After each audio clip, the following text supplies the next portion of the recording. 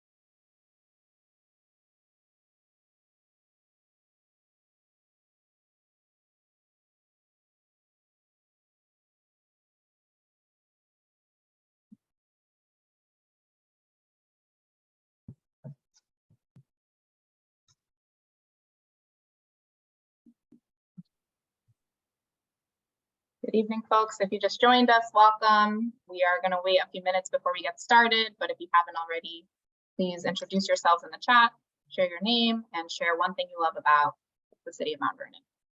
We'll get started in a few minutes.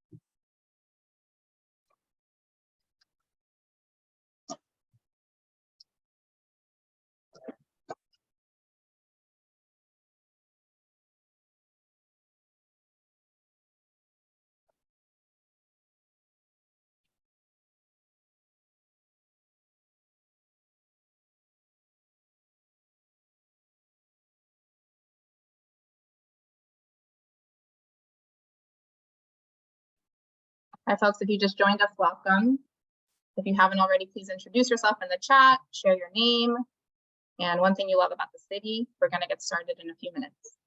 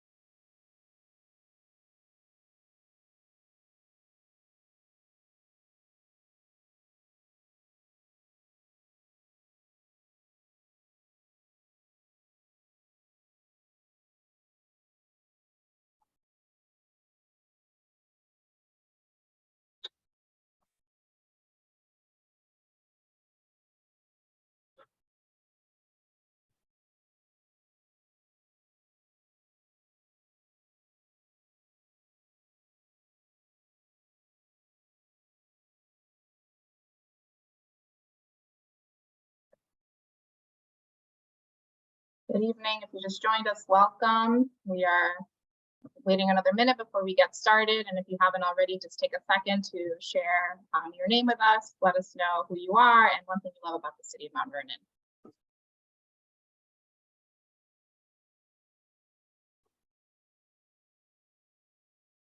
Hi, my name is Janice Richardson. I'm a committee member, and well, there's a couple of things I love about Mount Vernon. I love its convenience to all the different parkways.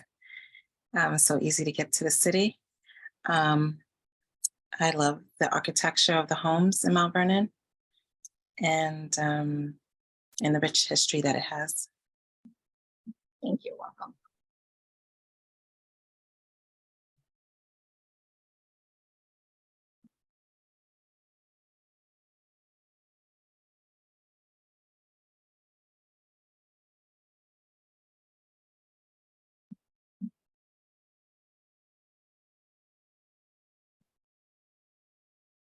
All right. So I think we have a critical mass here. We want to be respectful of everyone's time. So I'm going to turn it over to Commissioner James Rouse, the Commissioner of the Department of Planning and Development, to formally welcome us, and we'll jump into the structure and agenda for today's meeting. Hi, everyone. Thanks for joining us tonight. You're participating in our third community conversation for Mount Vernon's first comprehensive plan since 1968. It's just been 55 years or so since the city has engaged a comprehensive plan, so we're excited to be able to host you tonight to listen to what you have to say in the first round of conversations that we plan to have with residents and other stakeholders throughout the city. I'm Commissioner James Rouse. I'm coming on my first year as Planning and Community Development Commissioner for the City of Mount Vernon. Tonight, I have some of my staff and colleagues with me. The Associate Commissioner Catherine Maja did the introductions tonight and will be the primary facilitator. Deputy Commissioner Marlon Molina has joined us, and our relatively new Senior Planner Will Highland will also be helping us out. But we also have some other folks associated with the city here with us tonight. We have City Council President Danielle Brown here. We have Deputy Commissioner Ted of the Fire Department, Ted Beal, Director of Economic Development, Andrea Haynes. And we anticipate a few more other Mount Vernon employees will be joining us tonight. We'll acknowledge them as they come up. And actually, we're joined by a New York City Planning Commissioner this evening, Orlando Marine. So we'd just like to thank all of you for making the time tonight. This is the third of 8 community conversations that we are going to have as part of this phase prior to our public workshops that will happen in the spring, which will be on a much larger scale. So we can hope that we physically see you at one of our other community conversations as well as these public workshops. So thank you. Great, thank you, Commissioner. I'm now going to ask Deputy Commissioner Molina to review the agenda and a bit of what you should expect in our session for tonight. Okay, welcome everyone. My name is Marlon Molina. We are thrilled that you're joining us today. Can we go back to the agenda slide, please? Up, yeah, thank you. So, we're gonna make sure that we follow a structure, with these Zoom meetings. We have to be careful that we stay on the plan to make sure that we get through all of the activities. So we're gonna have 20 minutes for introductions, as well as the presentation. You'll get more information on the planning, the comp plan process. Then we're gonna do a visioning session where you start to think about, ideally, how you want Mount Vernon to evolve. And then the bulk of our conversation today will be challenges and opportunities. This is gonna be an activity that will happen as a group, and then we'll go into a breakout session. We're gonna create some groups where we have more detailed conversations. And then we're gonna close with next steps as we move forward with upcoming community conversations. The success of this meeting is based on your participation. So we hope that you're comfortable with the chat function, as well as we're going to introduce a Jambox, platform so you can share your ideas in writing. So again, thank you. And now I'm gonna bring it back to Catherine. Great. So in our next slide, we just want to also share some community and technology agreements. So we've been using these in our meetings, and part of the goal of this is just to make sure that we have a productive and respectful meeting while we interact with each other during this Zoom conversation. So I'm just going to briefly review them and see if there's any clarifying questions, and hopefully we can all align that we're comfortable using this set of agreements moving forward. So the first is just to be respectful, right? We are excited that we're having these conversations because it allows us to obviously engage in conversation with each other and also hear from the diversity of Mount Vernon residents. And we want to make sure that we're in respectful dialogue with one another. We're also asking that folks be present, right? We're on our devices right now, so it's very easy to get distracted by email or messages popping up, and we are all juggling a lot, but we're gonna again try our best to just be present and participate in the discussion and activities that we have for you today. Step up, step back is an invitation that if you tend to be quieter in these spaces, it's an invitation to step up and to share your ideas and thoughts because we want to hear your voice. And then an invitation to step back. So if you're often speaking or have found yourself sharing a few times tonight, it's an invitation to step back so that we can make space for others to participate and make their voice heard. One mic, so when we speak, to just make sure that only one person is speaking at a time, particularly with Zoom, we want to make sure that we can hear everyone clearly. So just a request to have one person speaking at a time. Challenge ideas and not each other. So again, right, we recognize we're not going to agree on everything, and that's totally fine. That's part of this process. And I think if we can add ideas or push back productively, there's space for that. And we just want to make sure that any of that conversation is really focused on the substance of the idea and not anything that is disrespectful to the person sharing. And then related to that is really speak from your experience, right? Again, we know that Mount Vernon is a very diverse place. We know that everyone has different experiences, expertise, and we want to bring that to the table. And so that's really just an encouragement to share from your own experience. As Marlon shared, there's going to be different opportunities to engage. And when we are in spaces for discussion, we ask that you keep your comments brief so that we can hear from as many folks as possible tonight. And then for a few, Zoom related items, the request is if you're not speaking to keep yourself muted, again, to make sure that we try to minimize any background noise while folks are talking. And then when we move to open questions or ask for you all to share your ideas, if you can, please use the raise hand function or let us know in the chat if you'd like to speak, and that way we can try our best to get to as many folks as possible. Are there any clarifying questions on these community agreements? You can raise your hand or you can ask a question in the chat if there's anything that's unclear about the agreements that I just reviewed.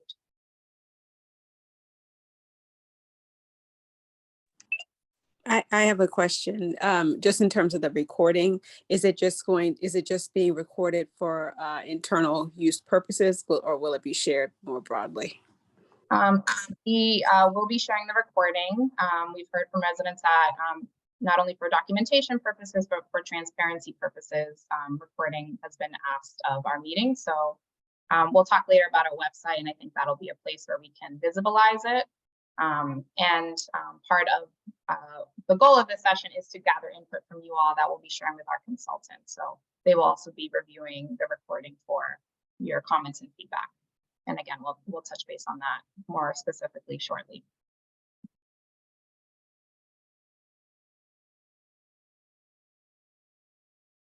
All right, if there are no other questions on the agreements, can folks give me a thumbs up or either visual or emoji thumbs up to show that you're good with these agreements and we're all aligned with using them tonight?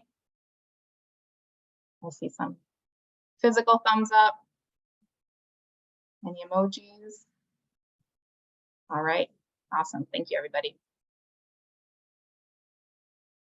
So now we're going to provide a bit of an overview on the comprehensive plan. We want to make sure that we set some context and framing before we get into the activity. So I'm going to turn it over back to Commissioner Rouse to get us started. Yeah, thank you, Associate Commissioner Mejia. Before I go into it, I'd like to give our City Council President, Danielle Brown, an opportunity just to introduce herself, and if she'd like to say a few words to address all the participants here. Thank you, Commissioner Rouse. And thank you to everyone who showed up tonight on the Zoom. I don't know, can you all see me, hear me? Awesome. So yeah, I'm excited to see people participating on the Zoom. I think it's a great opportunity to make sure we have a Mount Vernon that reflects all of our visions. So I'm excited about this process, and thank you again for showing up. I plan on participating as well. So thank you, Commissioner Rouse. Thank you, Council President Brown. Your support is always welcome and appreciated.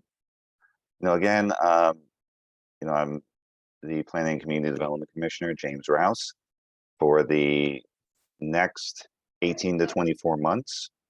We're going to be very, I would say, chest deep in this process of trying to put together the city's first comprehensive plan since 1968. We're really excited, to start this outreach. As I mentioned earlier, this is just the first step of many, and one of many forms of outreach that we're going to be doing over the next 18 to 24 months. We've already held 2 physical meetings, one at the Dole Center and the other at First United Methodist Church. But we want to give people an opportunity because we understand that people's schedules aren't always as accommodating.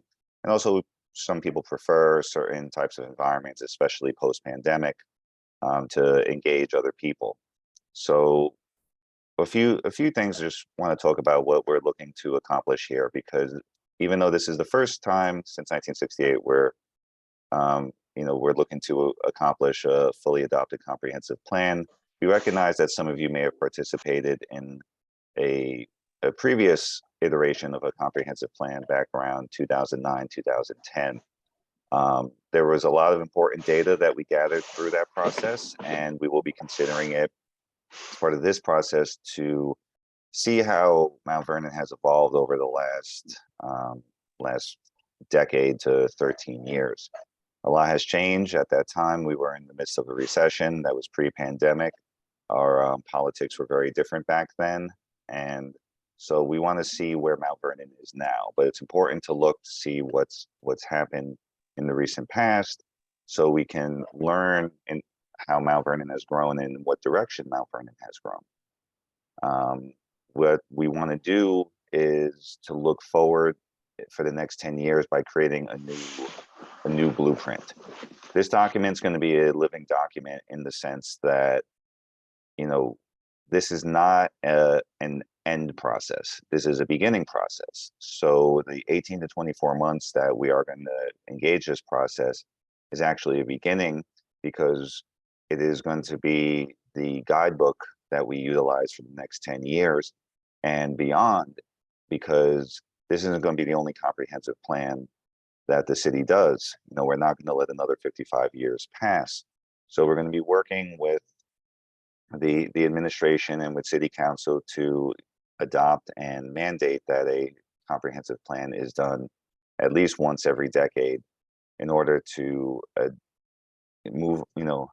adapt and be a little more pliable with the times, because as I just mentioned, every 10 years we're not sure where we're going to be as a community, where we're going to be as a country, and we want to make sure that we're successful and that we're forward thinking, and that we can be more resilient, that we can be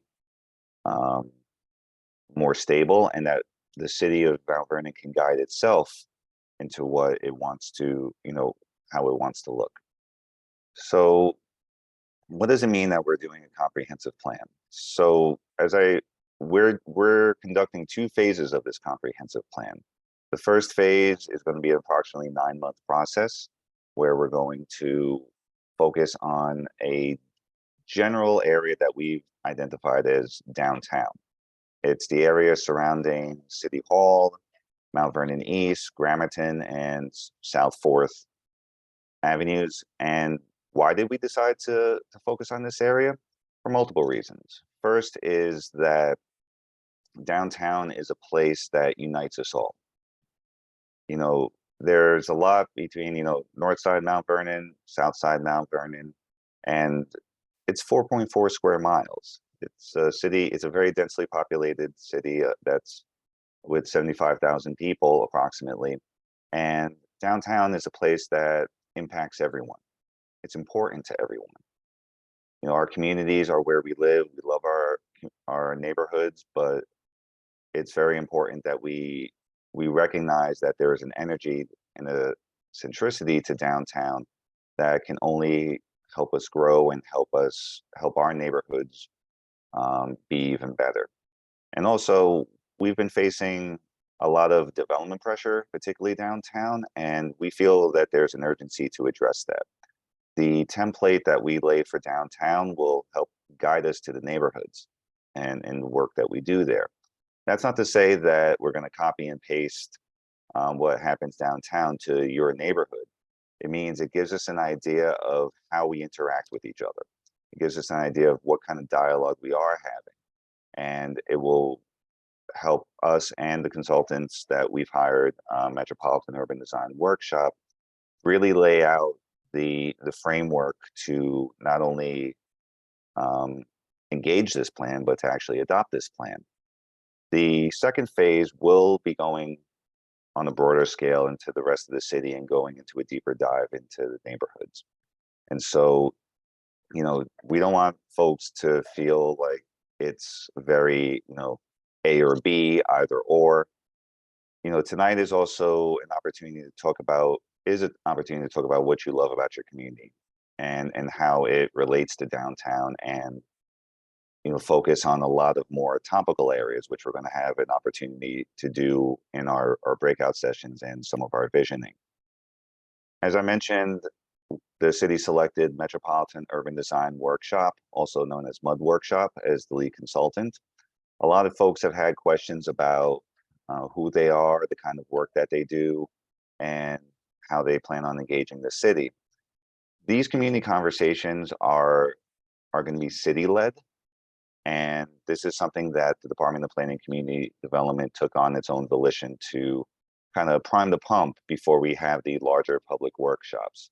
So this first part is going to be local, smaller conversations throughout the city, just so we can do some data gathering and such, while MUD does a lot of the prep work, developing outreach materials, marketing, developing the overall brand and project management aspect of it, so that at the end of the day, they're the ones that help finalize and put together a plan for us, the city of Mount Vernon in general, as their clients. They'll be partnering with two very well-known, reputable organizations. One is AKRF. They are a zoning and environmental firm that has kind of set the standard throughout the city over the last 30 or so years, as well as Hudson Valley Pattern for Progress, which represents the entire Hudson Valley. They are based in Newburgh, but have very close ties with communities throughout the Hudson Valley, particularly in Westchester, and have a lot of great connections and representation politically, such as the Empire State Development, Regional Economic Development Council, and such. So they kind of open a lot of doors for actually implementing and executing a lot of the ideas that we generate and the desires and wishes that we create here. So what are we looking to do at the end of the day? It's create, you know, a comprehensive plan, as I mentioned, is a guiding document. It's a vision.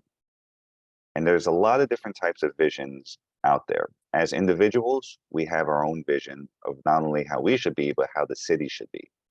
That's important to note, because a lot of people may see that as divergent or as conflicting. I see it as an opportunity to collaborate. So while one person may, you know, be focused on one aspect of retail and business in Mount Vernon, and another person may see an opportunity for more office space in Mount Vernon, those two don't necessarily have to conflict.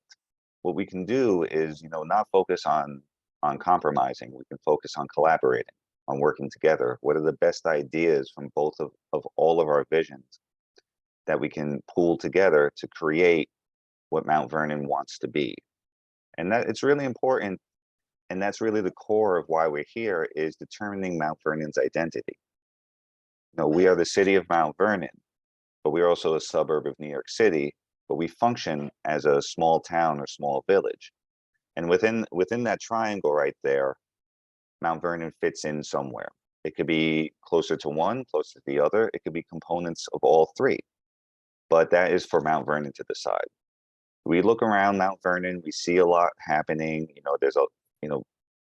New York City has developed over the last 25 years more than it has ever. We look both east and west at New Rochelle and Yonkers. We see towers going up. Some folks may want that, some folks may not. But what's important is that we not only, determine what we as a city want to be, but how do we fit into that regional context? What is our role in the greater region? And that's looking positively. What do we bring to the table as a city? So just going back to the consultants for a little bit, just to give some context of what process we went through. So the city issued a request for proposal, also known as an RFP, last year. We received 4 submissions from very qualified firms: Mud Workshop, James Lima, Planning and Development, FHI, and a group called The Collective. We met internally and met with the mayor as the first round of interviews, and then we presented the top candidates to the city council for discussion. After much deliberation, the administration and city council, as well as staff, were in full agreement that Mud Workshop was the right group. In order to pay for the consulting work, the city has budgeted $250,000 to pay for this. The majority of it comes from the city budget, but we also have received a $75,000 grant from the Empire State Development Corporation that's going to help cover these costs. And it's really important that we identify not only internal opportunities, but external opportunities to support this work as well. There's a number of other initiatives that we're doing currently throughout the city that's going to help support this work. Recently, some of you participated in a session with Hunter College, which was not affiliated with the city, but they've been kind enough to share their data for a study that they were doing around Mount Vernon East train station. We're working with LIST, the Local Initiative Support Corporation, and StreetSense to update the South 4th Corridor Plan. And so while these may seem as multiple plans happening at the same time, these are much smaller studies that we're doing that's going to complement what we're doing with the comprehensive plan, and just only bolster the data that we are not only looking to gather with the comprehensive plan, but just with other initiatives as well. At the end of this process, the document that we have is going to be a hefty document.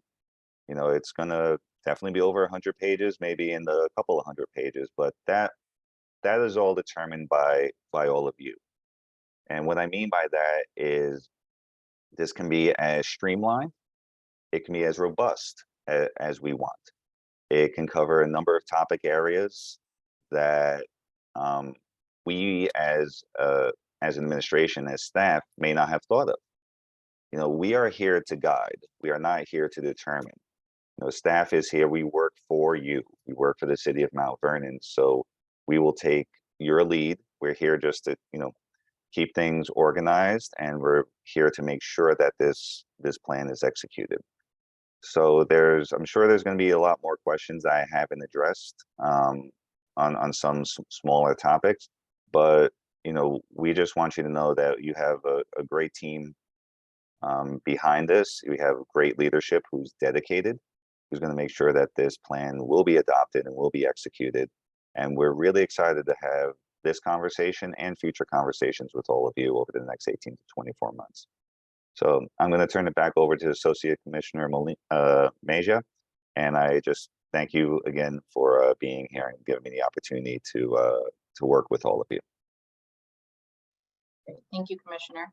If we go to the next slide, we're just going to share a bit of a visual that kind of lays out the process at a high level, and then we'll make some space for any questions based on what the Commissioner just shared. So as discussed, we are planning about 18 to 24 months for this process, with roughly 9 months focus on the first phase and another 9 months focus on the second phase. And this visual just kind of gives you a sense of the different components of work. So obviously there's going to be ongoing outreach and engagement throughout the next 2 years. The consultant will be doing internal research and analysis, looking at our zoning, looking at demographic and other kinds of data to really get a sense of, where we are before we talk about where we want to go collectively. And there will be opportunities throughout that time to co-create drafts based on the input that we're receiving from you all for feedback, for review, leading up to the final set of hearings and vote on the adoption of the plan at the end of this process. And so the only other thing I think in this moment I want to call attention to at the bottom there is just some of the upcoming meetings. So as you can see in the orange, that reflects the community conversations that we've been leading. We'll go through the end of March, and then we'll have our first citywide public workshop on April 20th. The consultant will be leading 4 public workshops in this process, 2 in phase 1 and 2 in phase 2. And so those will be opportunities, both to hear a synthesis of what's been collected to date and then continue to deepen feedback and create draft proposals together. In addition to the public meetings, we'll also be doing surveying online and in paper to continue to collect data in different ways. And there'll be other kind of digital and other tools to make sure that there's just a lot of opportunity throughout the process to hear from you all. So with that, I'm going to make space for any questions that folks have on the comprehensive planning process. And if you have a question, please raise your hand first. We're going to just try to use that or the chat to get through some questions. We got a few questions in the chat. So one question is just asking for the names of the consultants again. So if you didn't see it, just want to reiterate, we are working with Metropolitan Urban Design Workshop as the lead consultant, and they are partnering with AKRF and Hudson Valley Pattern for Progress. And then someone asked whether the $250,000 was for both phases of the planning process. And so yes, that budget is for the entirety of the planning process.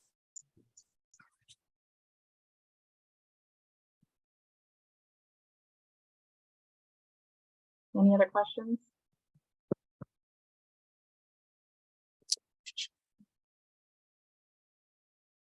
Someone has a hand raised.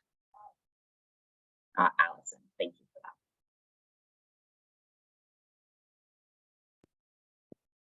that. Allison, you can go ahead.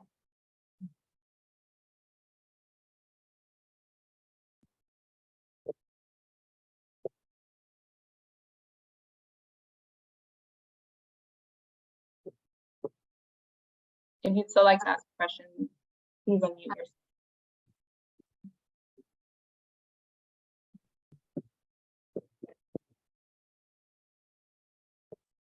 Okay, maybe we'll come back to you. So I see a question in the chat here from Savina. So will changes to zoning mean there will be more buildings built as opposed to single family homes? And if yes, where will these buildings be put up? Commissioner, do you want to take that one?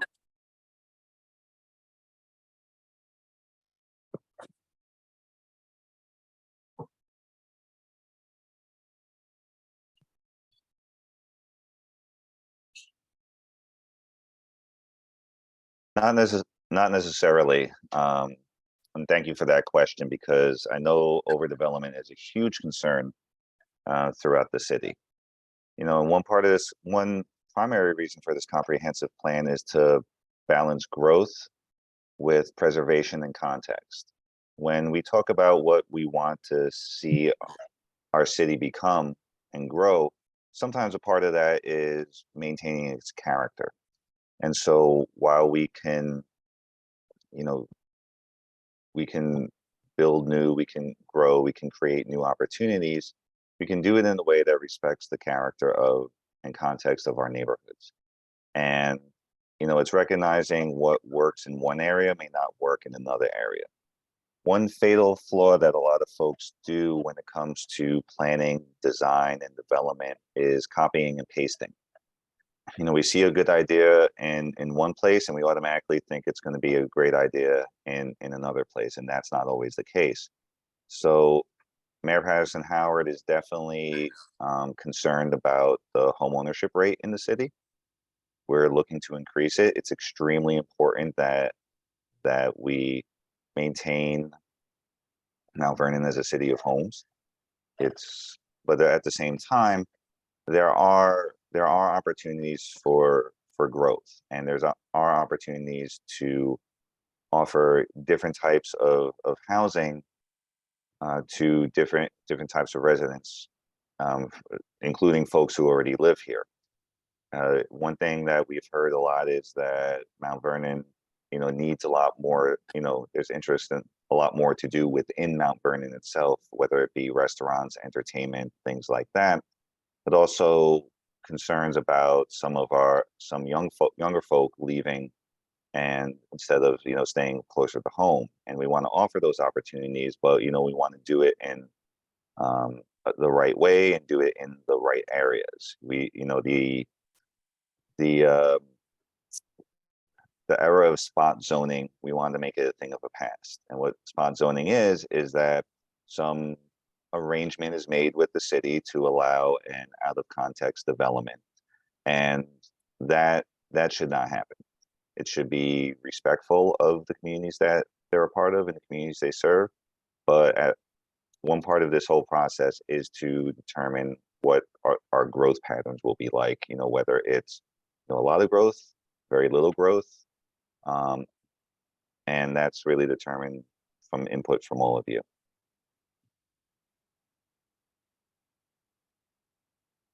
Great, thank you. We have some questions in the chat. So one of them was about Hunter College and some of the things they suggested. So the studio is a 2-semester studio, and they focus their fall semester on gathering information and looking at data. So a lot of it really was just identifying existing conditions. Their second semester will be focused on recommendations. We can be sure to share that once we have that document. There's also a question about the South 4th Corridor Plan. So if Director Haynes, if you're comfortable, if you'd like to go on mute and just briefly share an overview of that plan and partnership. Hi, I'm sorry. I had a little feedback and you were going in and out. Can you please repeat the full question? Sure. A few folks in the chat are asking about the South 4th Corridor Plan. So if you just want to share a brief overview of what it's focused on and any other components around the partnership. I certainly can, and I hope I can be heard loud and clear. And thank you again. My name is Andrea Haynes. I'm the Director of Economic Development for the City of Mount Vernon. And we are actively in a partnership with LISC, L-I-S-C, which is the Local Initiative Support Corporation. They are a nationally renowned funding institution that works with other partners like Citibank or JP Morgan, and funds that they receive, they use to work with municipalities across the US in order to fund local development and revitalization initiatives. So what we are working on South 4th Avenue is this partnership with LISC, whereas we were able to bring into the fold SUNY, Westchester Community College, the Mount Vernon Center, and the downtown merchants in order to create an ecosystem of stakeholders who are all invested in seeing the revitalization of South 4th Avenue. And in this partnership, we have been able to select some strategic interventions that will be implemented on South 4th Avenue in order to quickly do a few things: be impactful in the corridor, show some physical changes, be able to help increase revenue generating opportunities, not just for businesses, but for everyone who is in the impact area of South 4th Avenue. And with that, some of the initiatives that have been selected Some are physical changes to the streetscape, which when all of the business owners were asked to provide feedback about how they feel, one thing I'm leaving out is that there was a commissioned market analysis done on South 4th Avenue. And that in combination with feedback received from business owners, some of the things that were targeted or brought to our attention are that, lighting, transportation and safety, appearance and streetscape, not just of the buildings, but some of the, the tree canopy and other things. These were all things that were discussed. And so from that, we were able to choose some strategic interventions that will affect the corridor, and they don't seem like they're very big, but, they take a while and they are an undertaking. We're going to be working on the lighting. We're also going to be working on the crosswalks and ladder marks, and even trying to find partners in our schools, because we realize that the youth of Mount Vernon are one of the biggest assets and resources that we have. And so I hope that's a good summary of where what we plan to accomplish through the project. The project will come into fruition by August 2023, which is this year. And I believe we have some stakeholders from those groups in this group as well. But if anyone has any questions, I'd also like to share my information is Haynes, AHAYNES @cmvny.com. And I'll be sharing that in the chat. So if you have more questions pertaining to that initiative, I appreciate you asking about it, and I'll be able to fill you in on some things that may have been missed. Thank you, Director Haynes. I'm going to keep us moving through some of the additional questions that came up in the chat. So one here says, will zoning changes remove residential designation to existing neighborhoods? For example, changing residential to mixed use or commercial. There's a question about vacant and zombie properties. I'm just going to group them and then have some of our team members jump in so that we can answer these questions and then make sure we have time for hearing from you all and getting your input. So, will there be a plan for vacant zombie properties? And then a question around whether a representative metropolitan urban design workshop is on the Zoom. So I'll start with the first one and then turn it over to DC Molina for the zombie property question and back to Commissioner Rouse on the consultant. So part of this process is doing a complete review of our zoning code. So, understanding, what's working, where are there gaps, what might we learn from other municipalities about streamlining our zoning, where it makes sense to do mixed use, where maybe we say it's residential, but actually there are businesses and there's maybe some incompatible uses. So there are no answers to that question now, but part of the goal is to do a zoning analysis that the consultant will lead, particularly with their partners, and come up with a set of recommendations. The planning department is also planning to do a land use survey. So part of that is really ground truthing, what's actually happening when we walk down the street, to get a sense of really what the code says and the reality of how the neighborhoods and the communities across the city are organized when it comes to zoning and land use.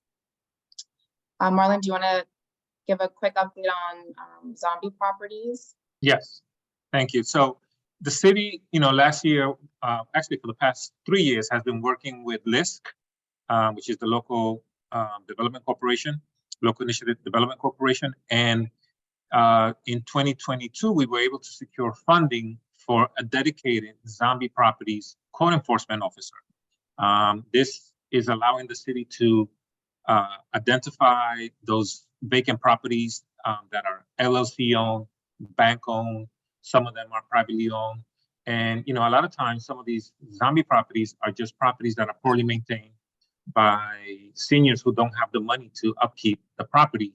So in terms of a plan on how to handle these properties, the first step is to, inspect them, issue violations, and then enforce those violations. If a property owner does not have the funding to fix the house, but the house is determined to be dangerous and unstable, then the city has set aside $500,000 from the American Rescue Plan to tear down these properties. Now, that is not the first option. We want to make sure that property owners take responsibility for maintaining their property. But if we reach a point where that the safety of the community has to be enforced, then the city can step in, and there's a process, a legal process, in order for the city to be able to tear down the property. The Zombie Properties Coordinator is currently cataloging all of the vacant properties, the blighted properties, the burnt out properties, to then create a scale in terms of determining which ones are, should be recommended for demolition, which ones could be recommended for code enforcement. And so the city has a plan, and we've been able to get funding in order to support this plan. And the $500,000 that have been set aside are you're going to start seeing some homes coming down very soon. Thank you. And then I'm going to ask Commissioner Rouse if you can touch on MUD representation in these meetings. And one of the last questions I saw here, how much of this, if any, is already a done deal when it comes to creating the blueprint? Sure, I'll try to address a few questions very quickly because we have to move things along. First is, a representative from Metropolitan Urban Design Workshop is not present. And this is a question that had come up in the previous two sessions. And the reason being is that we entered into a contract with MUD Workshop that was based around a certain workload and certain timeline that they would be working from. And you see that project timeline here. And they had agreed to do 4 full public workshops, as well as very specified topical breakout conversations as part of that. The community conversations that we're having now, I mentioned, was the brainchild of our department, and was something that we put together after we felt was necessary, and that we had put together after we had brought MUD aboard as project consultants.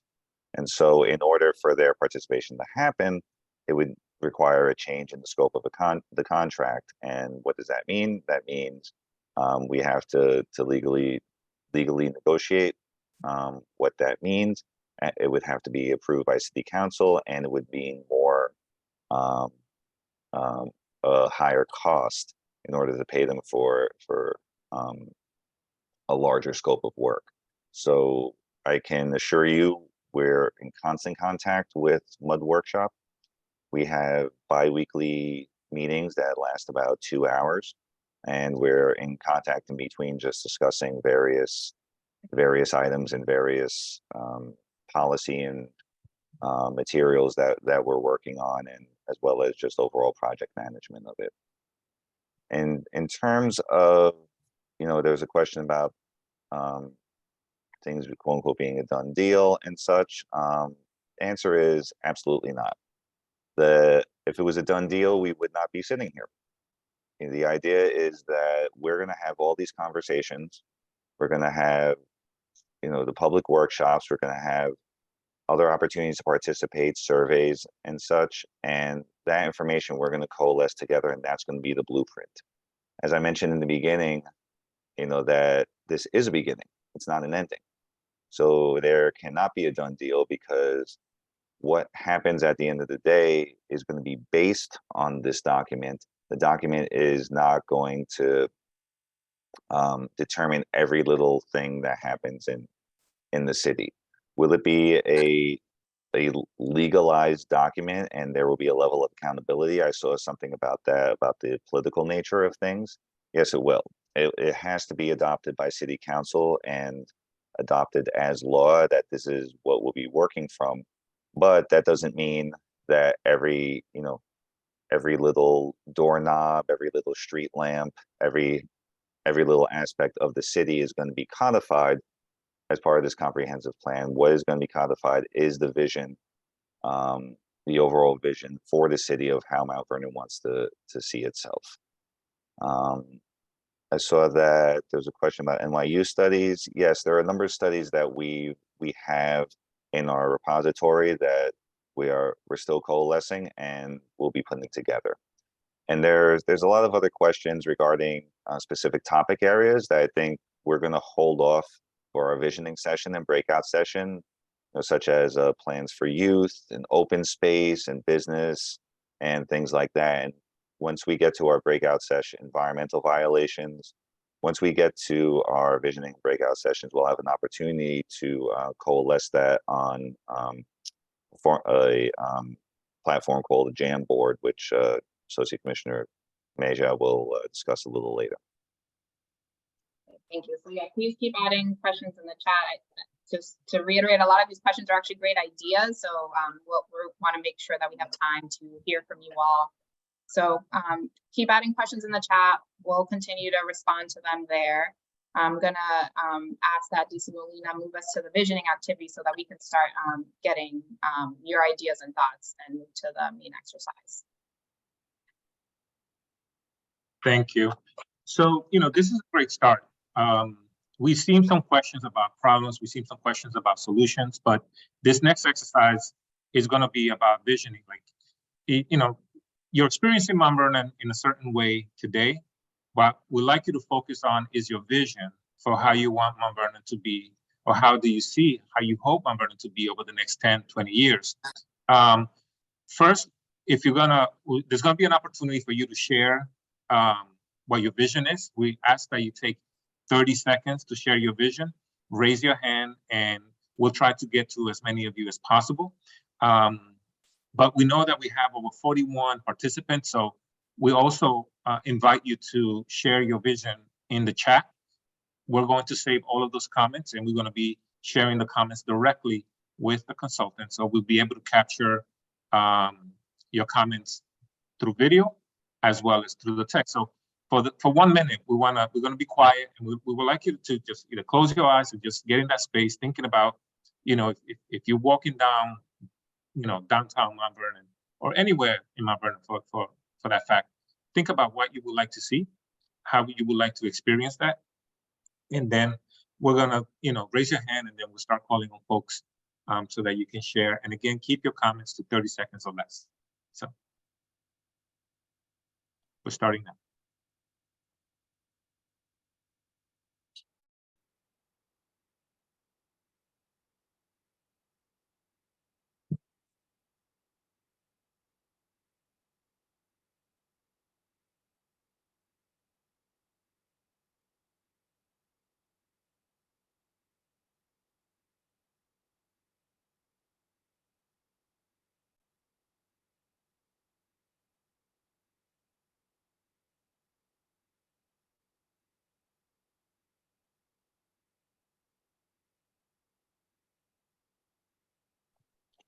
All right, I see a couple of hands are up, so we're gonna get started.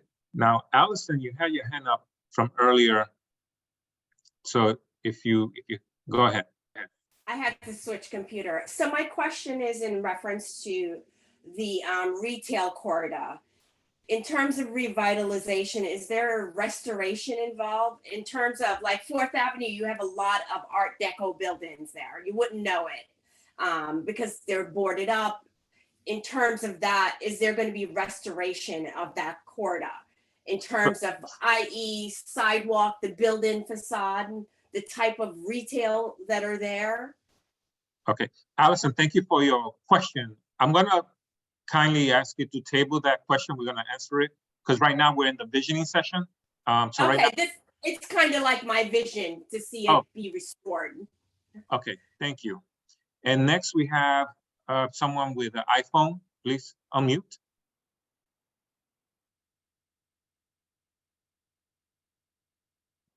Good evening.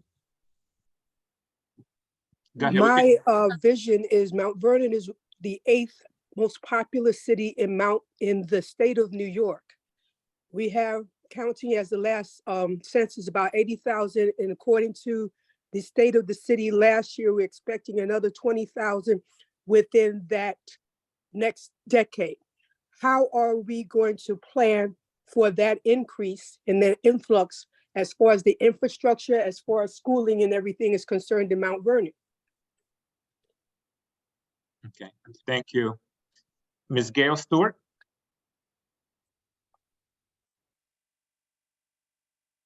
Yes, good evening. Thank you. So my vision is for thriving commercial corridors. Fourth Avenue has been mentioned. Also, the area between Mount Vernon and the Bronx, when you come in, it's so depressing looking. One of my family members just said it's so depressing to come in from White Plains Road because there's just like nothing there. So, you know, commercial, good thriving commercial areas. A sewer system that can accommodate the increased flooding that we're likely to have. Our basement was flooded when Hurricane Ida and many of my neighbors.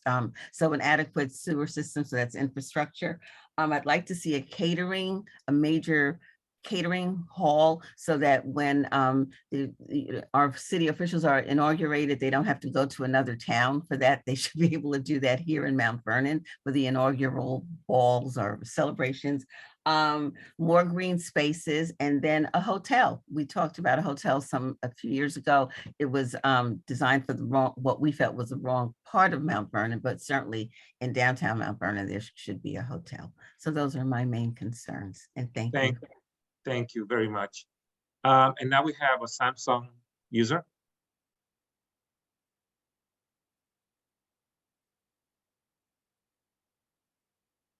Hello. Hi. Hi. Hello, my name is Andrea Hay. My vision for Mount Vernon is similar to the speaker who came on before, but in addition to having a hotel, a place where we can host our events, I would also like to see more beautification of the streets, better street lights, flowers, greenery, grasses that can accommodate and absorb a lot of the storms that may come through. So there are certain plants that can absorb water, but at the same time beautify our neighborhoods. In addition to that, I would like to see more benches along the bus route so that people can have a place to sit for a little while they're waiting for the buses. The other thing that I would really like to see is more energy, especially along the 4th Avenue corridor. From what I understand, there is a limitation to what can come in due to the parking ordinance. So that's why we have a lot of hairdressers, barbershops, and delis. However, if we loosen that parking restriction, especially since people are now walking a bit more and not using as many cars, we are looking at seeing the 4th Avenue corridor blossom with event spaces that will not just have events, but bring in entertainment, similar to what we see in Harlem, where you can sit outside and eat and watch a show or have a band playing,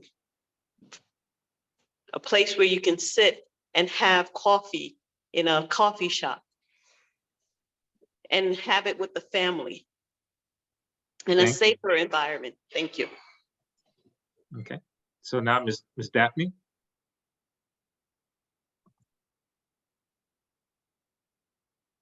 Hi, I put it in the chat, but there is such a necessity for green space in this city, particularly on the south side, less heavy commercial traffic coming down narrow residential streets. I know that 5th Avenue is supposed to be the road that they can traverse, but they come down 7th Avenue and 6th Avenue, well, 6th Avenue going the other way with very large commercial vehicles. As the other woman said, somewhere to sit down and have a nice meal, a glass of wine, some place that's not takeout.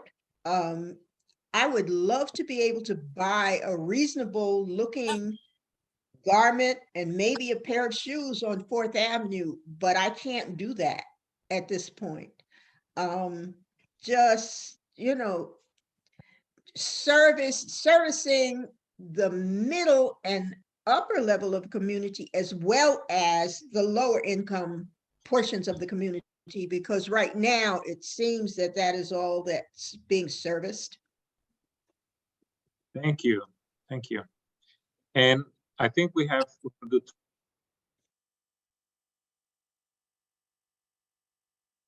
No, what happened?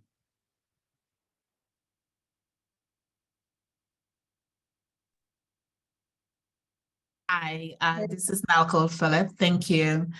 One of the things that I would love to see in other communities, they have like a farmers market and flea market. I think healthy eating is something that is, we need to promote a lot of, because we do have a lot of young people in the community.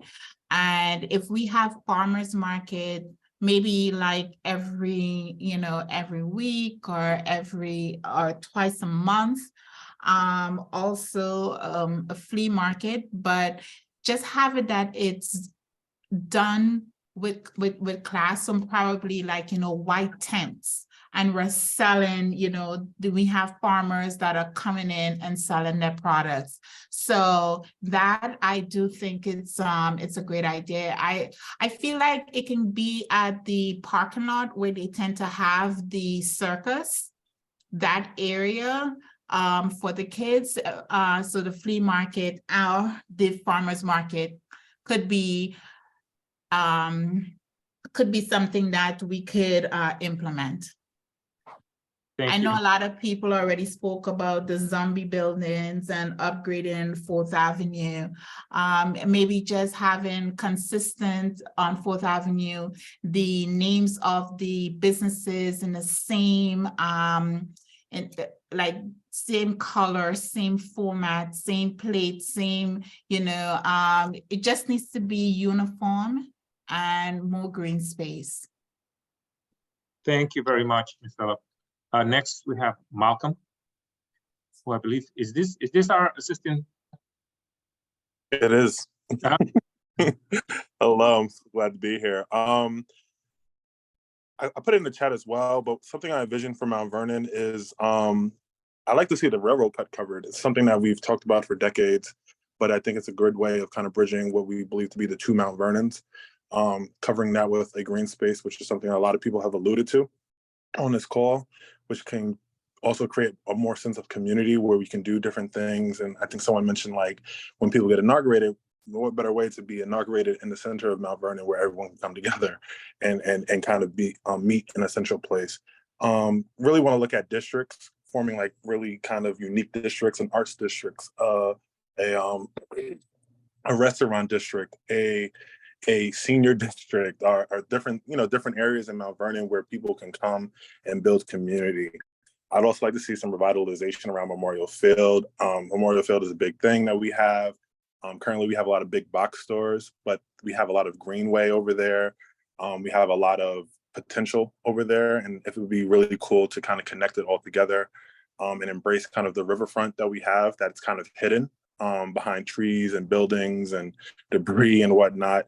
I think that's something that we can definitely capitalize on in the next 10 years. And ultimately creating a Mount Vernon where families, young families, can kind of learn to live, love, pray, and play. Being able to go from both sides of the community, from the north to the south, to the center, west, east, being able to go to restaurants, sit down, have a good meal, invite your friends from out of town, so that we don't have to leave Mount Vernon. I think Mount Vernon, while only 4 square miles, has the potential to have all of these things. And I think that we have a really good opportunity to have the Mount Vernon that I think we all deserve. Thank you. And then lastly, but not least, we're going to invite iPhone 917-574 to unmute. Oh. Hi, I'm on mute. My concern is for the homelessness down by Food Town. What are we going to do with all these people that are homeless? And, one of them happened to be my friend. And I always, when I go down to Food Town, it could be early in the morning, later in the afternoon, she's sitting out there especially when it's warm. And she has issues finding somewhere to live. So what are we going to do about the homelessness? It's kind of sad to see Mount Vernon with so many people that have a lot of sicknesses just congregating in one particular area at a certain time of the day. Can you explain that to us? So, so thank you for that. So in terms of, there's a rapid rehousing program that was initiated by the City of Mount Vernon, and that is trying to connect folks that are, have lost their home or are homeless to service providers. We did a survey a few months ago, I think it was in the fall, and although you see a lot of people hanging around in that area, not all of them are homeless. Some of them are just, people that are loitering, or they just are hanging out. So to answer your question, we've taken the information. This is something that we've heard from the public in the past, and we've answered by creating this program so that a homeless service provider goes there to, just interview folks to ask them, what do they have any needs? Are they homeless? And then try to connect them with supportive services. So in the interest of time, we're going to move on to the next exercise. If you have any additional visioning comments, please put them in the chat. But at this time, I would like to welcome back Associate Commissioner Mejia. Thank you.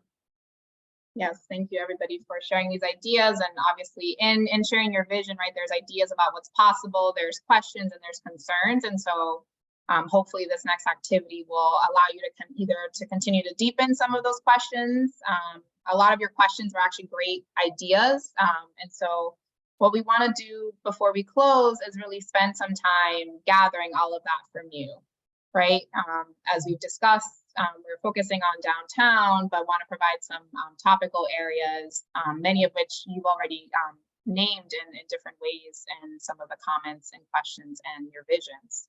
And so, we want to hear concerns and questions that you have, but also ideas and opportunities that you see for what's possible when it comes to housing, when it comes to businesses, open space and parks, and transportation and mobility.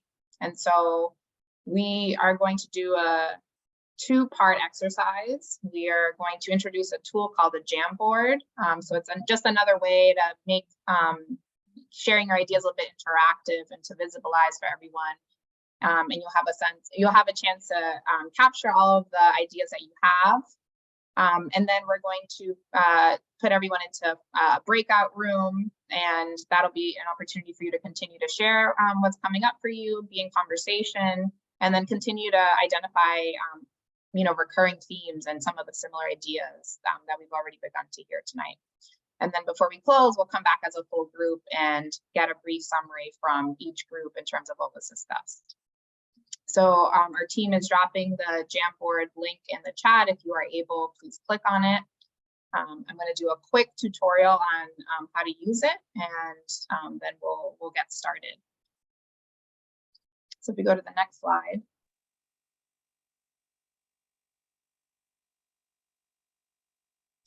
So once you click on the link, you'll see a white page, and the goal there is to fill it up with as many notes as possible. So if you go to the next slide, the first step is to click on what looks like a sticky note on the left-hand side on the bar when you get to the Jamboard link. And when you click on that sticky note, a box will appear, and that will allow you to type an idea and save. And when you save, it'll populate the page. So if you go to the next slide, so on the top left there, you'll see as different ideas are input and you press save, it'll show up. And so not only will you be able to capture your thoughts, you'll be able to see what everyone else is sharing. We have one board for each of those 4 topics. So as after you throw in your questions or ideas around housing, if you click to the arrows to the right or to the left, you can toggle between each page that we've designated for a topic. And if you see something, if you have an idea that's maybe that doesn't fall under those, feel free to add that as well. So we're obviously going to make sure that everyone's clear on those instructions. We recognize some of you are on your phones or maybe might be having trouble. So you're always welcome to continue to use a chat to share your ideas. If you have any questions in the meanwhile, we'll be here and we can help troubleshoot. And then when we move to the breakout rooms, you'll be able to verbalize what you shared with the facilitator. And then we'll have a note taker share back what came up in your discussion. So I'm going to stop there and see if there are any clarifying questions on the Jamboard. I already see people in it working, so that's a good sign. Any questions on the next exercise? I'm sorry, I'm working from a cell phone, so how do I get into this room? If you are able to click on the link in the chat, and if you're unable to use the link, feel free to just add your ideas in the chat. Okay. And Alright. Will, if you want to pull up the Jamboard, maybe we can show what's already happening. Okay, thank you.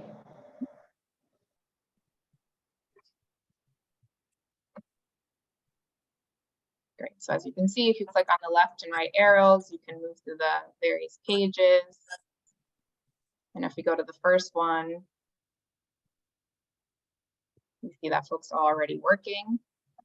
So again, you just go to the bar on the left there, you click on the sticky note icon. That's looks like a square on the left-hand side. That will pop up an opportunity for you to write your thought and save the note. So we're going to spend a few minutes, silently working. We want to capture as much as we can, any ideas, any concerns you have. And again, if you have any trouble with the Jamboard, feel free to use the chat. And then we'll go into breakout groups so that you all can discuss what's been coming up for you with other participants here.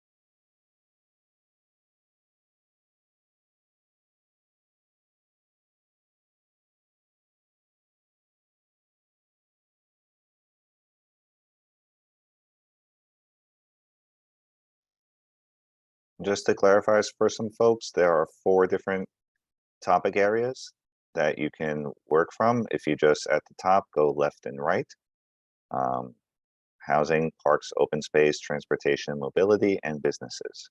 So if you see a lot of movement on the Zoom, just head over to the Jamboard and just click left and right, and you'll be able to see the different topics. Where do you get the yellow paper from or the sticky notes? If you cancel, yeah. Well, so do you see where the cursor is on the left-hand side there? Yes, ma'am.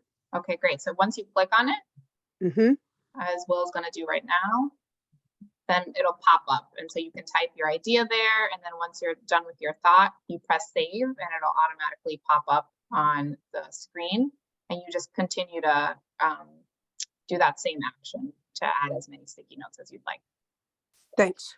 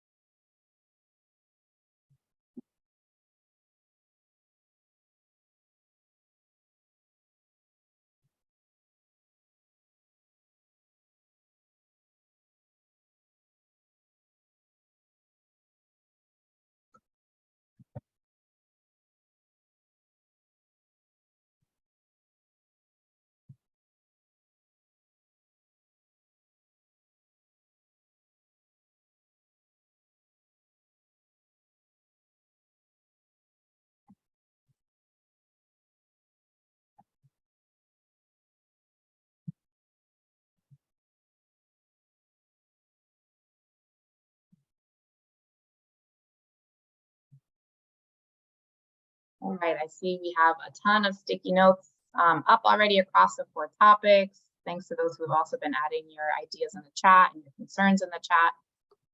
We want to make sure that we're respectful of your time. So now we're going to move on to the breakout rooms. And so again, this is going to be an opportunity for you to verbalize some of the concerns and the ideas that you shared, to be in conversation with one another. We'll have a facilitator in each group. And again, they're just there to guide you, answer any clarifying questions. And we'll ask that someone take notes so that once the conversation is wrapped, we'll come back as a full group and we'll be able to hear a brief summary of some of the recurring themes and similarities and ideas that felt really really important in your groups. And then we'll close and talk about some next steps and additional opportunities for you to continue to stay engaged in the process. So I'm going to open up our breakout rooms. Once you should be able to get a prompt to click, and that'll bring you to the group that you'll be in discussion with, and the facilitator will make sure to kick things off.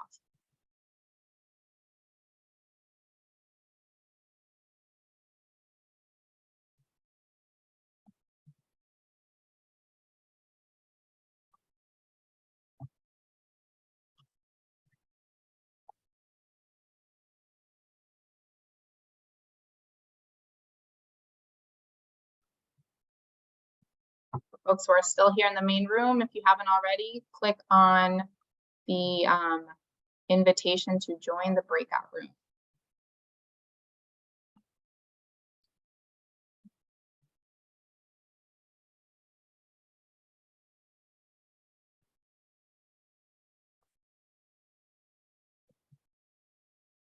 We still have about 14 folks here. If you're still in the main room with me, make sure you look at your screen so that you can join the breakout room and join the discussion with your fellow participants.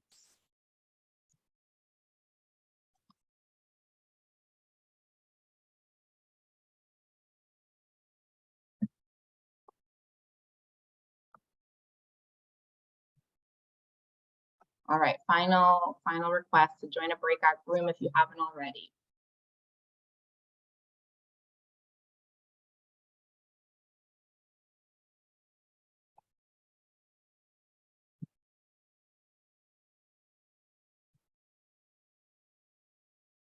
Oh, yep. There she is. That's our facilitator. Hi. Thanks for your patience, making sure Good everyone evening. was where they needed to be. So welcome all. If anyone isn't on camera and feels comfortable turning on their camera, that would be awesome so we can see each other's faces.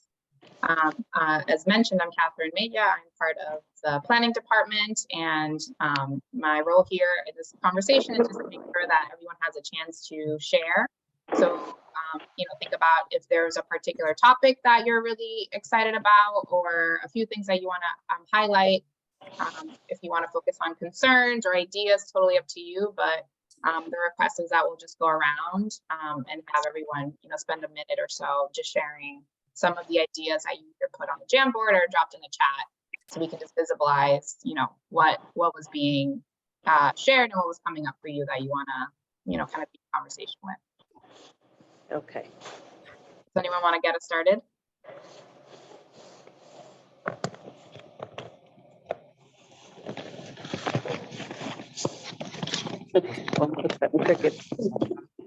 Since you're unmuted, do you want to jump in?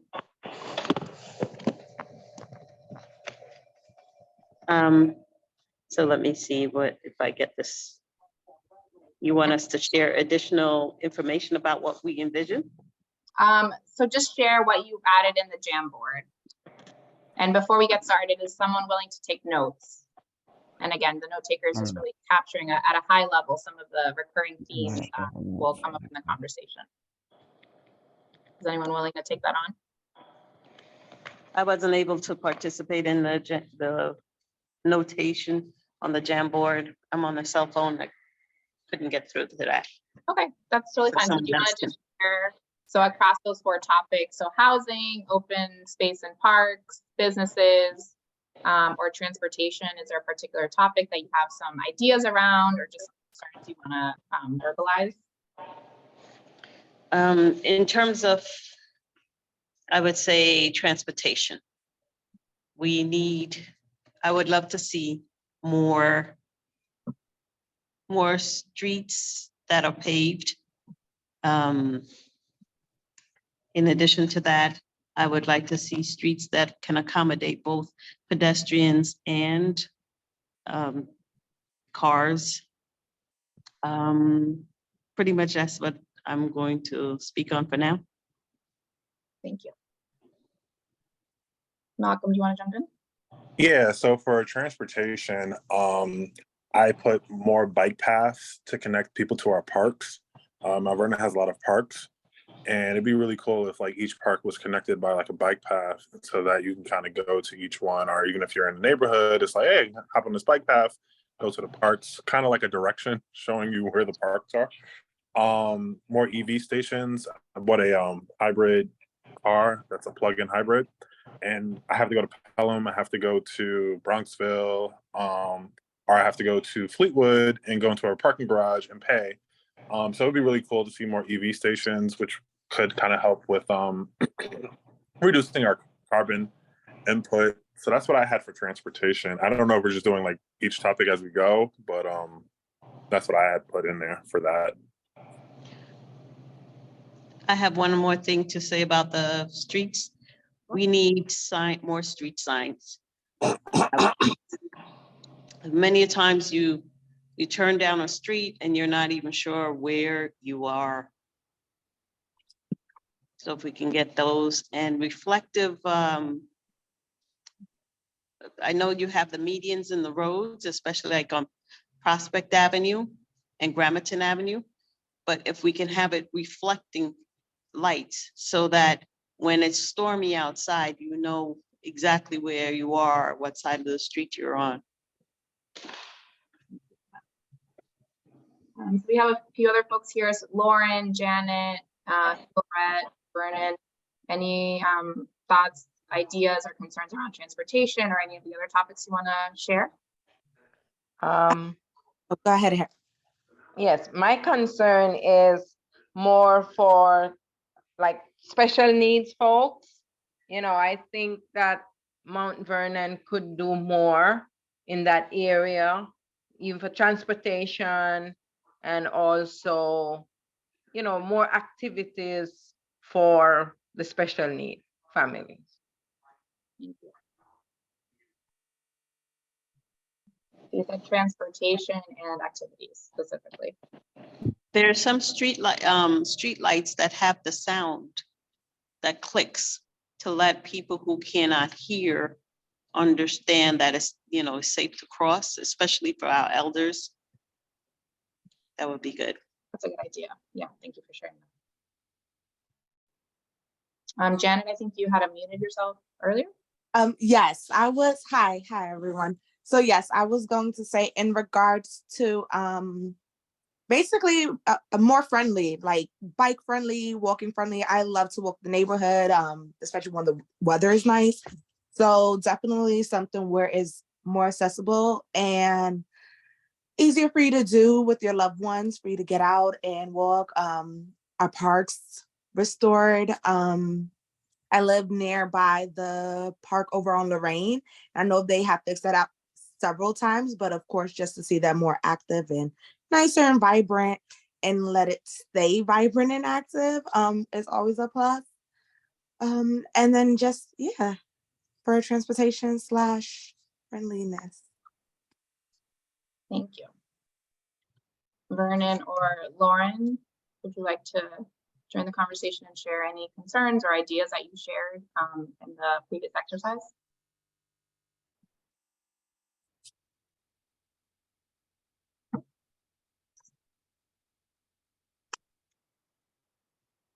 Okay, I guess I'll go.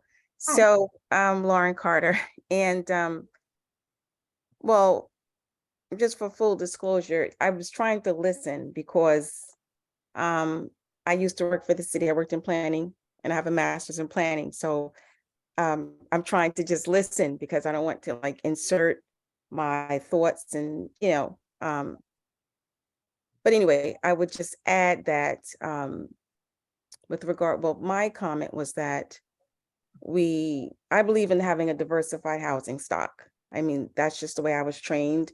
I know some people prefer to see one type of housing versus another. Some people prefer to see single family use, or some people prefer affordable housing, multifamily housing, senior housing.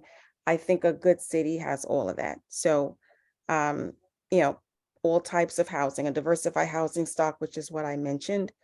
And one of the issues with Mount Vernon is that, you know, we have a lot of thoughts, and I apologize because I don't have my lights on. I was multitasking. We have a lot of ideas, but Mount Vernon, what we don't do is we don't plan accordingly. So while, I mean, I'm hearing great ideas about complete streets, you know, having, you know, walking and biking, et cetera, and even EV charging stations, we need to talk about the infrastructure to do those things. So we need the infrastructure to not only be able to charge the vehicles, but then you're talking about electricity. So that's why I'm trying to just really listen, because I don't want to like insert too much. But yeah, I mean, this is a good development and good conversation so far. And it's really what the community wants. And I thank you, Lauren, for your input in terms of the future. And this is all about the future, not what we have now, but what we envision. And I envision those solar operated light posts where we can charge, because within the next 2 years, I plan to have one of those electric cars as well. And one of the concern is, other than my house, where else can I charge? exactly. And that was my point, because this is something that the city would have to plan. That's Oh, I the whole apologize. So yeah, it's not. Yeah, no, absolutely. Oh, I'm sorry. I keep muting myself. I apologize. Yeah, that's my point. I agree that, you know, whether it's a diversified housing stock or whether we have adequate infrastructure, we just have to make sure that we plan accordingly. So yes, other than your house, we need, and that was my point. So whether it's going to be in a parking garage, we need to have those spaces for the vehicles, and then we have to provide if that's the case, if it's going to be at a public garage, now the city has to provide the electricity to be able to charge the vehicle. So I'm just saying that's why I was trying to just listen, because I'm thinking ahead. It's why I'm thinking like 2 steps ahead. Yes, we're planning this, but then how are we going to implement it? So I'm thinking about implementation as well. But yeah, it's a great conversation so far. Thank you. Yeah, and I think it's important to, have that balance, right? As you said, we're currently in the, very initial stages of this process and ideation, and knowing, once we have our priorities, knowing like what will it take to make them a reality is absolutely part of the conversation. So it's always, I think, helpful to start thinking through, what that might look like. So thank you for that.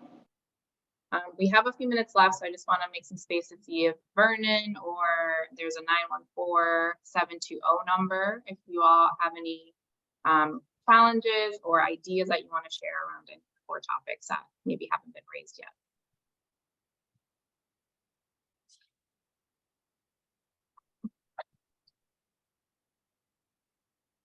So if anyone,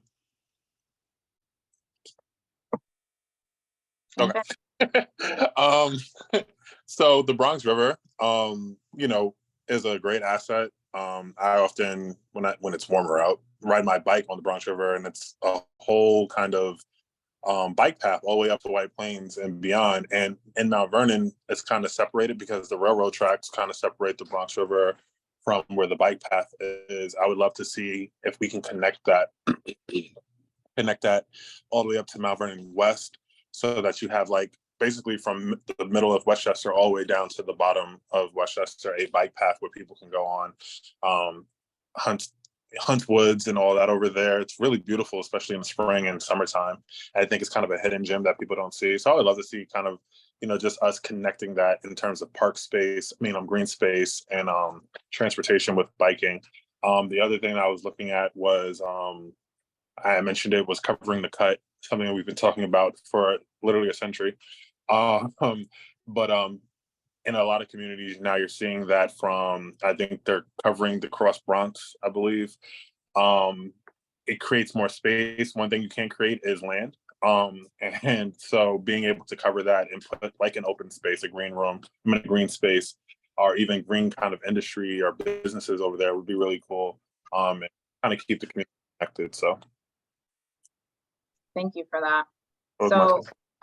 we are going to get back into that main room shortly. So I just want to very quickly flag some of the things I heard. So, multiple times really investing in transportation infrastructure, including bike paths and connectivity, and really connecting that to green space and being able to enjoy our green assets. Also investing in pedestrian friendly infrastructure, investing in resources for special needs families, investing in diversified housing stock, and thinking about what kind of infrastructure we need to put in place to really make all of that a reality. Does that generally cover what we discussed? I believe so. Then if you have one. Sorry to folks that may have been cut off mid-sentence or did not have an opportunity to share. But thank you. Thank you for all that energy, and thank you for participating. We'll just wait a little bit before everyone returns in the breakout rooms.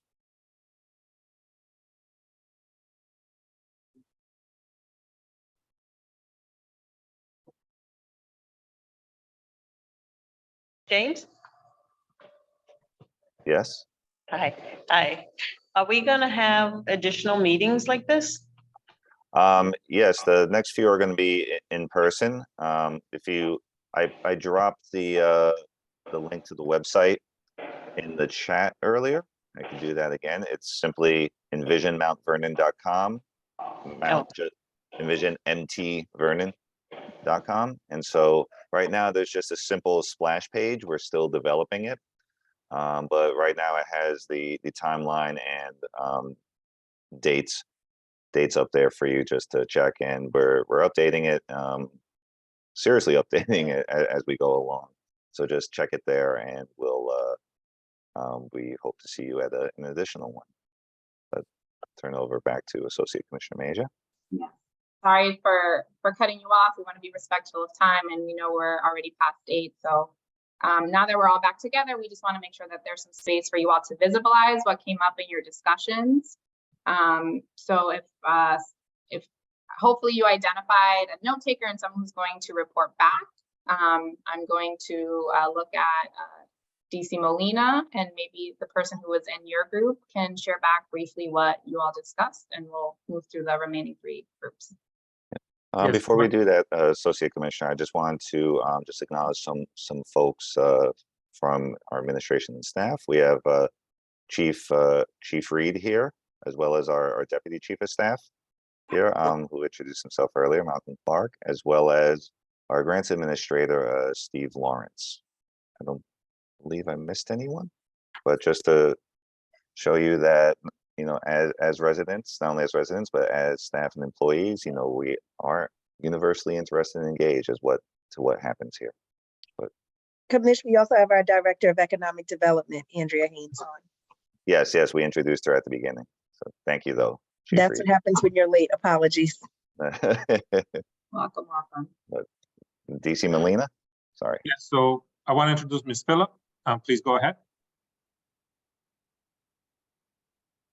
Hi, everyone. Based upon our breakout room, we had a lot of really good ideas and complaints. So we have some areas where we need to have more business development. Storefronts needs to be uniform. We want to make sure that there are more outdoor dine-in, meals, the entrance from the Bronx on First Avenue, Bronx, White Plains Road, and First Street. We need to really update the appearance from all entrances into Mount Vernon. There are a lot of loitering in the AutoZone parking lot on Stanford Boulevard. We need to eliminate that, especially in the summer. Heavy trucks are passing through residential areas. We need to have some sort of ordinance to eliminate those things. Street repairs needs to be done, and we need to have constant street repairs being done.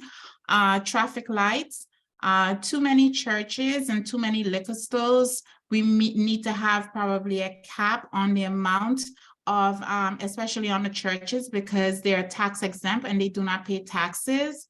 A lot of closed businesses are now converted into church because of the tax exempt status. We need more diverse restaurants. Most of the restaurants that are opening are the same type of food. We need to have some small business grants available to individuals who are looking to do business here in Mount Vernon. Beautifying the streets, a lot of landmarkers, replacing a lot of the speed bumps, put a device in to help reduce reckless driving. We're not asking you guys back for the cameras because we're pretty happy about that, but we need to have something to reduce the reckless driving, especially around the schools. More garbage bins available. We were really happy to get the recycle bins, and so then having that will eliminate a lot of the rats, because there have been an uptick in rats in the area. Also, implementing a compost,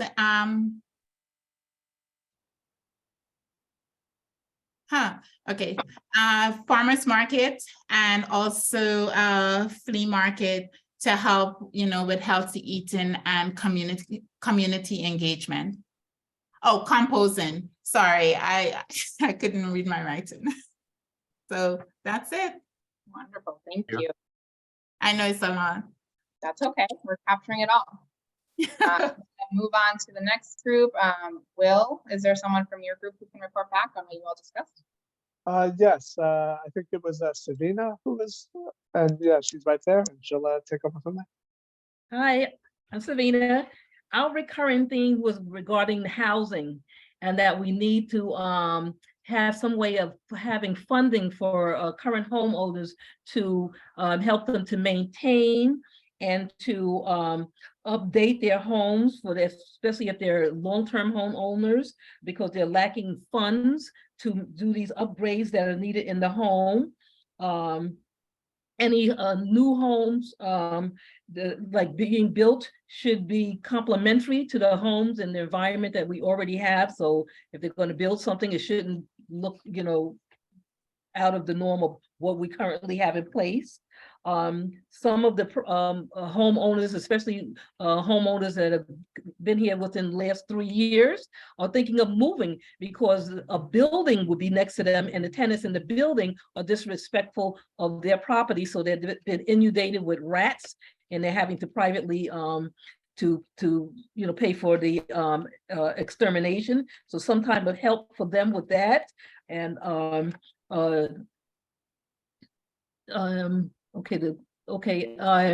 another thing we talked about was parks. A lot of our parks are open late, and when they're open late, they're not secure, so there's not a proper lighting, and they're staying open late, into the darkness. And so, some of the residents had to actually call police, just to feel secure in that. And we also talked about secure privacy fencing, especially along the Cross County Parkway and the Hutchinson River Parkway homes, where they're now a part of the highway. They're being inundated with sounds, sucking up the fumes, and they can't step out of their front house or the backyards to enjoy their homes. So our recurring theme was housing, maintaining it maintaining the, and helping, some help with upgrades. Wonderful. Thank you, Sabina. That's what I got. Commissioner Rouse, who is your reporter backer? And Mr. Jonathan Michael Davis. That would be me. We had a very robust conversation. A lot of the topics have been covered, so for the sake of brevity, first of all, I'd like to acknowledge that we had 9 members, and the average, it seems like the average residence here was probably about 30 years. So it was a lot of senior residents here. We talked about lack of opportunities or diversity of businesses. Allison talked about the fact that she spends no time here. There's no shopping or eating. There's not enough WBE, MBE businesses, issues around parking and safety. Tiffany also reiterated the need for more businesses. Christian talked about open spaces for young adults. Mr. Solari talked about the deterioration of his neighborhood, that the young people are leaving. There's also no market rate senior housing. But I was really buoyed by Mr. Talbot Thomas's comments. He talked about the things that are good here. The fact that we have a Wilson Woods Memorial Fields and there's a robust jazz community. So what all gloom and doom in our group. Thank you for that. And I'm actually reporting back for my group. We also discussed assets. We talked about taking advantage of our green spaces, taking advantage of the Bronx River that's here, investing in bike-friendly and pedestrian-friendly infrastructure to be able to get around more effectively, to spend time with loved ones, and to be able to access, these assets like green spaces. Some folks discussed the need for resources to support special needs families in particular here in the city. So really thinking about transportation, but also activities, balancing some of the other things that have been raised. We also discussed the need for a diversified housing stock. So continuing to invest in opportunities for home ownership, but also having rental that's affordable to different income levels, and being able to just provide housing that is accessible to many types of residents living here.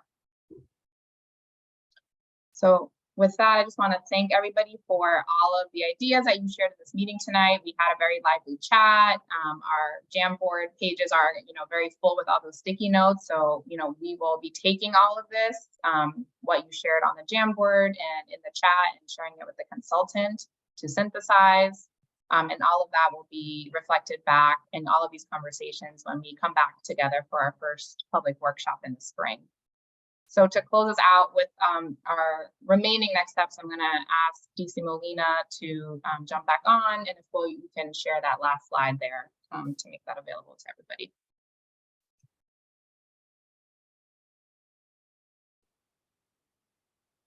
Okay. Well, thank you, everyone. This was great. Our Jamboard was full of your comments. Our chat was full of your questions and comments. And this is the sort of feedback that we expect from the community. But today we're going to ask for your help. We need more Mount Vernon residents to participate. And as Associate Commissioner Mayer said, your comments are going to go directly to the consultant. We're going to continue capturing comments from the community. Our next conversation is going to be on February 16 at the Mount Vernon Heights Congregational Church. We're looking for volunteers who want to flyer their building or their block. So if you would like to, distribute some flyers in your neighborhood to make people aware about this participation, this next meeting is going to be in person. So if you want to help us distribute the flyers, give us a call at 914-840-4029. We can email you the flyer if you want to send it via text, or if you want to share it via email. But if you want to distribute it door to door, we're happy to give you a stack of flyers. And as we mentioned before, visit the website, envisionmountvernon.com, and you'll be able to get updates on upcoming meetings. Something to keep in mind, save the date. On April 20th is going to be our first public workshop. So all of the comments that we've been collecting from the consultant, and this is going to be an opportunity where the public gets to see the first draft of, you know, what all of these ideas put together are going to be representing. There's going to be an opportunity for you to say yay or nay on what you see, and we're going to, you know, have 4 of these public workshops. But again, thank you again for coming tonight. If you have any questions, feel free to give us a call, and also go to our website. So thank you very much. And AC Mayor, do you have anything else? That was all. Thank you everyone for your time, for your ideas tonight. We look forward to continuing to see you throughout this process. I have one quick question. What is the limit on how many people can come in on Zoom? Because several people texted me and said they could not log in. They were having difficulty logging in. This There is shouldn't be a limit. Okay, thank you. Can you ask them to give us a call so we can make sure that they have the information for a future meeting to make sure that they are able to participate? Okay, thank you. Have a good night. Thank you. Take care, everyone. Thank you. Thank you.